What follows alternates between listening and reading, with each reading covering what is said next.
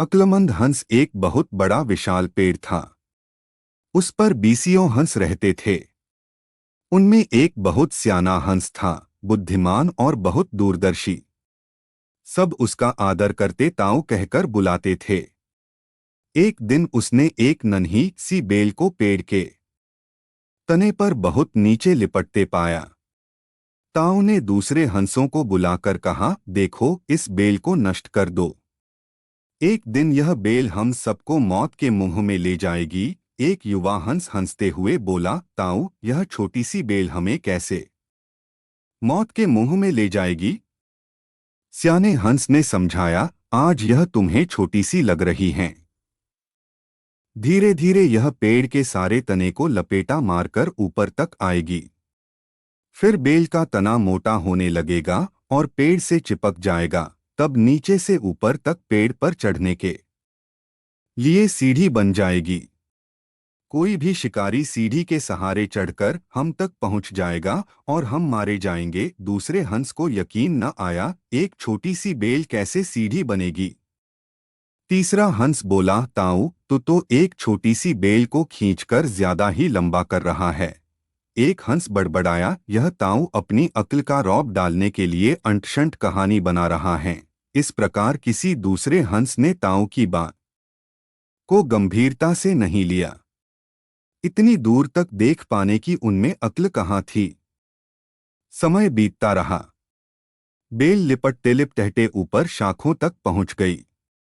Bell का तना मोटा होना शुरू हुआ और सचमुच ही पेड़ के तने पर सीढ़ी बन गई, जिस पर आसानी से चढ़ा जा सकता था। सबको ताऊ की बात की सच्चाई सामने नजर आने लगी, पर अब कुछ नहीं किया जा सकता था क्योंकि बेल इतनी मजबूत हो गई थी कि उसे नष्ट करना हंसों के बस की बात नहीं थी। एक दिन जब सब हंस दाना चुगने बाहर गए हुए थे, तब एक बहेलिया उधर आ निकला। पेड़ पर बनी सीढ़ी को देखते ही उसने पेड़ पर चढ़कर जाल बिछाया और चला गया। सांझ को सारे हंस लौट आए। पेड़ पर उतरे तो बहेलिये के जाल में बुरी तरह फंस गए। जब वे जाल में फंस गए और फड़फड़ाने लगे, तब उन्हें ताऊ की बुद्धिमानी और दूरदर्शिता का पता लगा। सब ताऊ की बात न मानने के लिए लज्जित थे और अपने आप को कोस रहे थे। ताऊ सबसे रुष्ट था और चुप बैठा था। एक हंस ने हिम्मत करके कहा, ताऊ, हम मूर्ख हैं, लेकिन अब हमसे मुंह मत फेरो। दूसरा हंस बोला, इस संकट से निकालने की तरकीब तू ही हमें बता सकता है। आगे हम तेरी कोई बात नहीं टालेंगे। सभी हंसों ने हामी भरी। तब ताऊ ने उन्हें बताया, मेरी बात ध्यान से सुनो। सुबह जब बहेलिया आएगा, तब मुर्दा होने का नाटक करना।